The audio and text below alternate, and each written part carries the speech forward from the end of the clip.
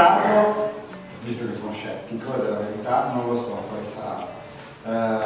Mi impegnerò comunque a studiare, a applicare tutto quello che ho imparato, vedremo se ci saranno risultati.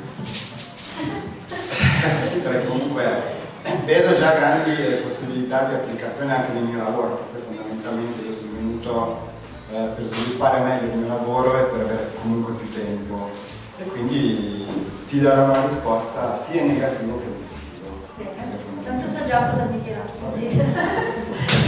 With no regret, make sure to keep it real. The possibilities